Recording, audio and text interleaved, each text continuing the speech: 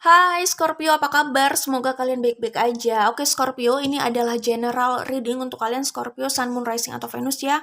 Ingat, karena general reading, jadi tidak harus sesuai dengan situasi semua orang di luar sana. Ambil saja yang resonate ya, yang sesuai dengan situasi kalian, oke? Kemudian kita akan lihat proses manifestasi yang sedang berlangsung di sini untuk membaca potensi ke depannya, apa sih yang akan datang pada kalian, apa yang akan hadir, oke? Baik, Scorpio, kita langsung saja menuju ke pembacaannya. Selain energi Scorpio, aku melihat di sini ada energi Taurus, energi Aquarius, energi Aries itu cukup kuat, energi Pisces, energi Leo. Ya, itu yang terlihat ada di sini ya. Ada Capricorn juga, ada Virgo. Ya, energi Aries itu cukup kuat di sini.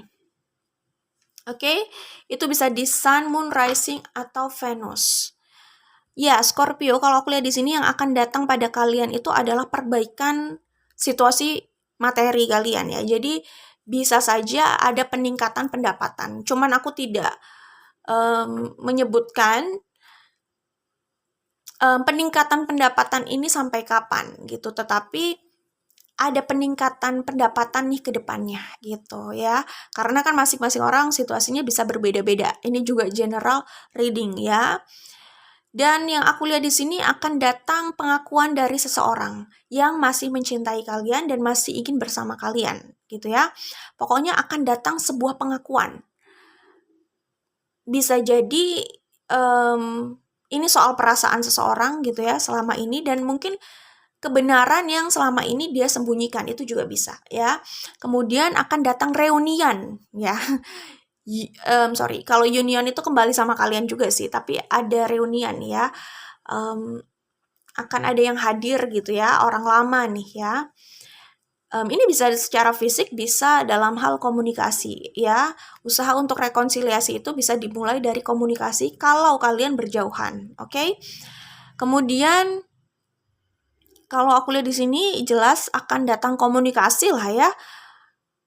Ada komunikasi yang menghampiri kalian gitu. Dan ini dari orang lama sih gitu kan.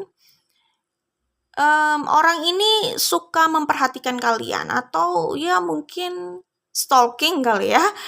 Memperhatikan kalian dari jauh, mencari tahu soal keadaan kalian, situasi kalian gitu ya. Jadi orang lama yang akan hadir itu yang terlihat di sini ya. Oke.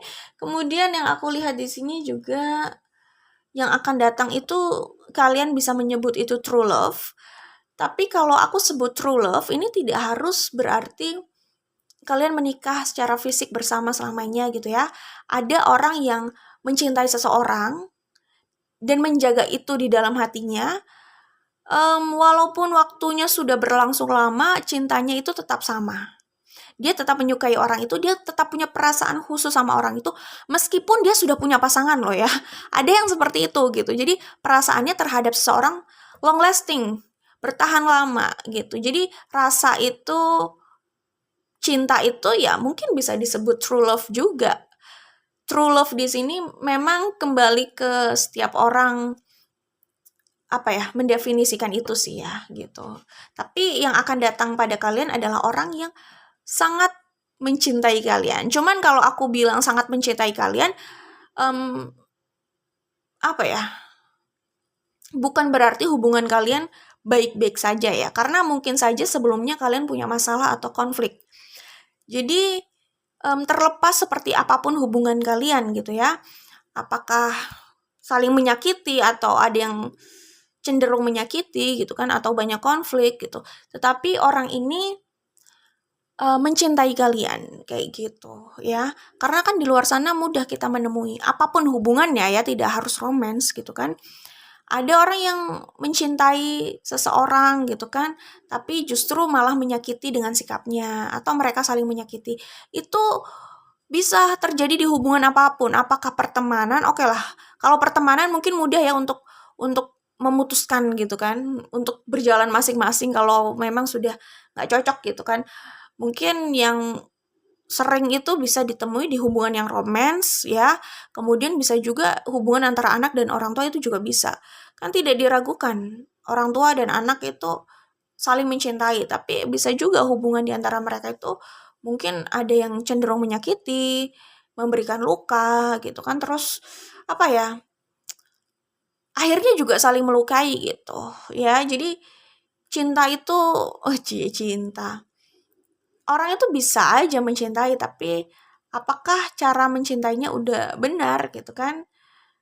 Nah, itu sih, itu yang jadi pertanyaan. Tetapi kalau orang itu sudah mencintai dirinya dengan benar, kemungkinan dia tahulah bagaimana cara mencintai orang lain gitu. Jadi memang kita harus mulai dengan mencintai diri kita dulu lah ya, dengan tepat gitu kan. Kalau kita sudah punya hubungan yang baik dengan diri kita sendiri, ya kita relatif bisa membangun hubungan yang baik juga lah ya dengan seseorang di luar sana gitu kan. Atau minimal kita itu nggak apa ya, nggak bergantung dengan keberadaan orang, itu pertama. Kedua, kita bisa selektif. Karena kita sudah punya hubungan yang baik dengan diri sendiri, orang yang seperti itu rata-rata independen secara emosional juga gitu kan, secara perasaan gitu. Sehingga dia tidak akan memaksakan untuk bersama orang yang tidak cocok sama dia. Jadi itu bisa juga menjadi apa ya, seleksi alam lah ya. Intinya orang itu bisa jadi selektif juga gitu. Dan ada baiknya juga sih, apalah artinya, buat apa juga kan kita memaksakan hubungan kalau isinya hanya saling menyakiti. Hubungan apapun gitu loh ya. Pertemanan atau apapun yang kayaknya kita merasa di situ kita nggak nyaman, toxic gitu kan. Nggak cocok, nggak usah dipaksakan gitu kan. Orang yang menghargai dirinya, mencintai dirinya, dan sudah cukup dengan dirinya akan mudah untuk membuat langkah pergi dari hubungan yang hanya menyakiti dia gitu, yang atmosfernya udah negatif buat dia gitu. Tapi kalau orang yang masih bergantung sama keberadaan orang gitu ya, ya secara emosional gitu ya, dia kayak takut sendiri atau gimana, akhirnya dia cenderung mungkin sulit gitu loh untuk membuat langkah. Jadi kayak merasa keadaannya lemah gitu, mungkin bisa jadi lebih dilematis lah ya. Tapi kalau orang yang udah bisa membahagiakan dirinya, dia nggak terlalu merasa dilematis ya, biasa aja sih, mungkin relatif biasa aja, oke? Baik, kita langsung kita lanjutkan pembacaannya ya. Yang datang pada kalian itu seperti yang sudah aku sebutkan, dan kayaknya ada kejadian luar biasa nih yang akan datang nih ya. Dan ini ada kaitannya dengan seseorang yang mungkin masih terobsesi sama kalian, bisa jadi. Atau kejadian luar biasa ini berkaitan dengan hubungan kalian dengan seseorang. Kebanyakan soal romance seperti yang aku sebutkan tadi, oke? Kita langsung menuju ke pesan universe aja ya. Oke. Sukses adalah mendapatkan apa yang kamu inginkan. Kebahagiaan itu menginginkan apa yang kamu miliki, yang kamu dapatkan gitu kan. Tidak semua orang yang terlihat sukses merasa bahagia dalam hidupnya. Bisa saja seseorang hanya mengejar setiap hal untuk memenuhi obsesinya. Berhasil menghidupkan kebahagiaan termasuk sebuah kesuksesan karena kebahagiaan yang stabil dibangun dari mindset seseorang. Jadi yang penting itu kita punya hidup yang bahagia ya, bukan hidup yang terlihat sukses di mata orang gitu. Jadi seakan-akan hanya untuk penilaian orang aja, untuk memenuhi apa ya, ekspektasi orang, itu juga bukan ya.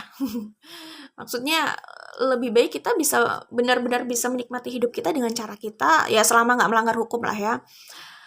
Kita hidup bukan untuk itu tadi, terus memenuhi ekspektasi orang juga kan, kayak gitu. Atau hanya pusing dengan penilaian orang gitu. Seakan-akan apa ya, ya kita hidup hanya untuk itu dan bukan untuk membahagiakan diri sendiri gitu kan, itu buang-buang waktu juga gitu kan. Apa yang nyaman di mata orang belum tentu itu nyaman untuk kita jalani gitu kan. Orang ya gampang aja gitu kan menilai. Tapi kan yang tahu rasanya bagaimana ya yang menjalani itu gitu kan. Oke. Sebelum seseorang menjadi cahaya bagi yang lain, ia perlu menerangi hidupnya sendiri. Sebelum seseorang memotivasi orang lain, ia harus bangkit dan berhasil memotivasi dirinya. Seseorang yang bisa memberi perspektif Seseorang bisa memberi perspektif jika ia sudah melalui proses itu. Iya sih, betul. Apalagi di sini ada the star gitu kan. Jadi bisa saja gitu kan kalian mencapai kesuksesan itu gitu kan. Mungkin saat kalian meraih ini kalian sudah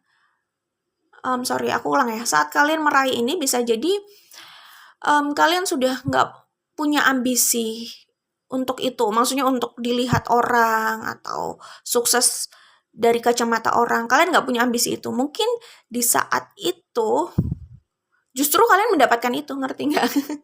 Jadi saat kalian mendapatkan atensi dari orang, sebenarnya kalian tidak berambisi pada itu.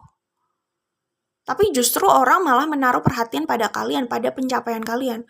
Padahal kalian pertama ini kan general reading ya. Mungkin saja memang kalian sudah tidak berambisi pada pandangan orang, penilaian orang. Bisa juga kalian memang tidak pernah punya ambisi di situ gitu loh. Tapi justru kalian mendapatkan itu. Atensi dari orang atas pencapaian kalian gitu ya. Tapi yang paling penting kan kalian bahagia ya. Itu yang paling penting, oke?